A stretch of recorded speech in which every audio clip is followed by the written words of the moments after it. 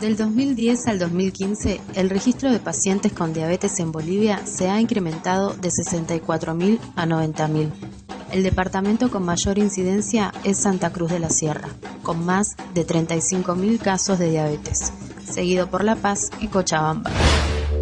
Pero, ¿qué es la diabetes? La doctora Marilina Aguilera, endocrinóloga, nos habla sobre la diabetes, los síntomas y la clasificación para poder comprender un poco más sobre esta enfermedad. La diabetes es una enfermedad metabólica que se produce por un aumento de los niveles de azúcar en sangre, eso se llama hiperglucemia, debido a una alteración en la secreción de insulina o en la función de la insulina a nivel periférico. La insulina es la hormona que controla el azúcar en la sangre y el azúcar normal es 70-99 en ayunas. Entonces, cuando los niveles de azúcar suben por encima de 126 y hay síntomas, entonces tenemos lo que se llama diabetes. Tenemos 4 tipos de diabetes. La diabetes tipo 1, que es una diabetes que se presenta desde el recién nacido en niños, en jóvenes y adultos jóvenes, que se produce por una alteración en la secreción de insulina. Hay una destrucción de las células beta del páncreas y entonces no hay producción de insulina. Entonces, si el paciente no acude rápidamente a la consulta, hace un cuadro grave que se llama cetoacidosis diabética. La diabetes tipo 1, desde el inicio la gente tiene que utilizar insulina para su tratamiento. Y la diabetes tipo 1 se presenta más o menos en un 15% de los pacientes con diabetes. Después tenemos la diabetes tipo 2, que es la diabetes más frecuente. Es la diabetes de los adultos y se presenta en un 85%. La diabetes tipo 2 se produce porque puede haber una alteración en la producción de insulina, pero la mayoría de las veces es por una insulinoresistencia que está dada por el aumento de peso sobre todo. Y acá tiene que ver mucho la parte hereditaria. Si se tiene padres con diabetes, uno tiene mayores posibilidades de tener diabetes. Después viene la diabetes gestacional, que es la diabetes del embarazo.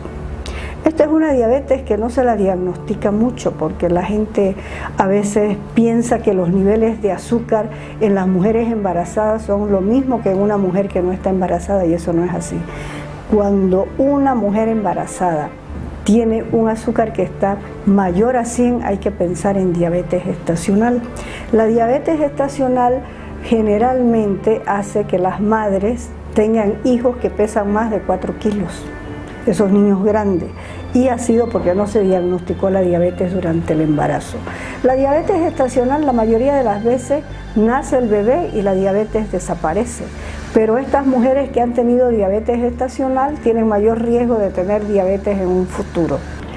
Los síntomas clásicos de la diabetes: vamos a tener orinar mucho, que eso se llama poliuria, o sea, la gente empieza a orinar en mayor cantidad y a cada rato.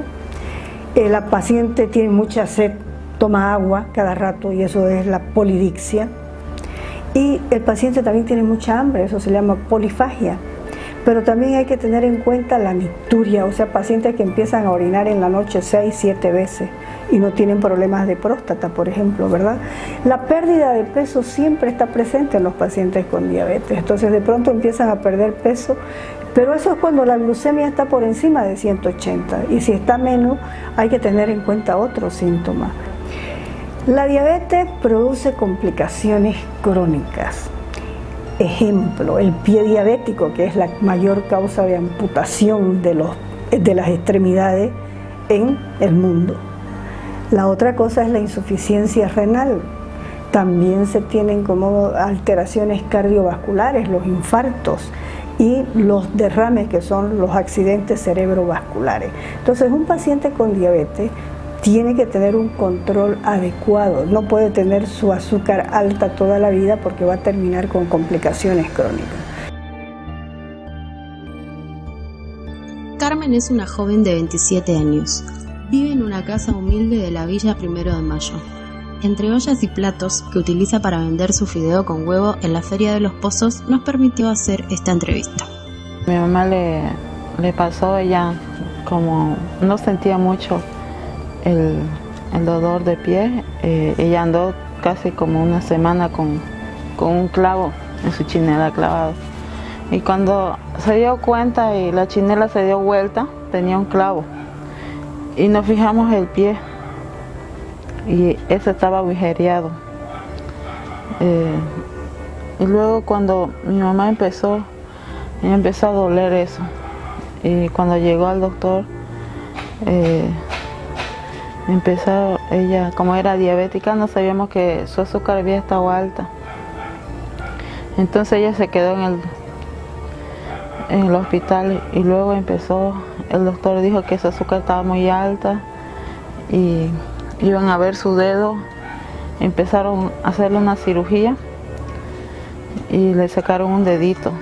Luego de eso empezó, no sanaba. Y luego había seguido avanzando por dentro. Le hicieron su segunda cirugía y le tuvieron que abrir el pie para ver si seguía o no, y en cambio seguía la herida avanzando y avanzando hasta que le tuvieron que cortar más arriba. Ella sufrió 7 años, casi 8 años fueron que tuvo así su piecito. Fueron 8 años. Sí, en los pulmones tuvo su complicación porque se llenó de líquido y eso ya lo había sufrido mucho más antes. Pero como también tenía complicación en los riñones, ya no se pudo hacer nada. Entonces, los médicos cuando nos dijeron que mi mamá ya no iba a poder, de ese día que ella ya estaba mal, ya no podía muy bien hablar y hablaba solo despacio. Ella pesa más de 190 kilos. Su madre, diabética, falleció por una complicación pulmonar y su hermana también falleció a causa de la diabetes. Bueno, a nosotros nos pidieron análisis de todo. Nos pidieron de corazón, hicieron absolutamente de todo. Ella le tuvo análisis de si tenía colesterol, como le digo, si tenía diabetes, y absolutamente de todo. A mi hermana le hicieron eso. Y ella, yo cuando vi o cuando fui, me tocaba ir con el anestesiólogo y me dijo que ella no tenía diabetes y que tenía que hacer otra prueba y era de colesterol. Y luego tuvimos que esperar unos casi 15 o 20 días. Luego de lo que pasó eso, ya mi hermana nunca estaba segura de operarse, siempre tuvo miedo, lo que voy a decir. Bueno, yo no sabía, solo me dijo el doctor ya, casi a la última nos reunió, cuando a mi hermana la operaron de emergencia, le vino dolores antes que sea el día de la operación. El doctor dijo que mi hermana salió bien y luego después de cuando salió de la operación empezó a darle un paro cardíaco y entonces falleció por 5 minutos, me dijo, así me explicó. Y cuando apareció el ginecólogo me mostró el quiste que tenía, que le habían sacado a mi hermana. Y entonces luego mi hermana, cuando yo fui, la vi ya, ella ya salió del quirófano ya directamente con un tubo en la garganta ya, en la boca por decir. Y ella entró en coma, por 6 días estuvo. Pero en ese día, el primer día de operación pasó, a ella le dio un segundo paro. Y con ese paro yo dije que mi hermana falleció, pero aún así ella siguió luchando. Volvió. Después de casi 15 o 20 minutos por ahí, mi hermana falleció.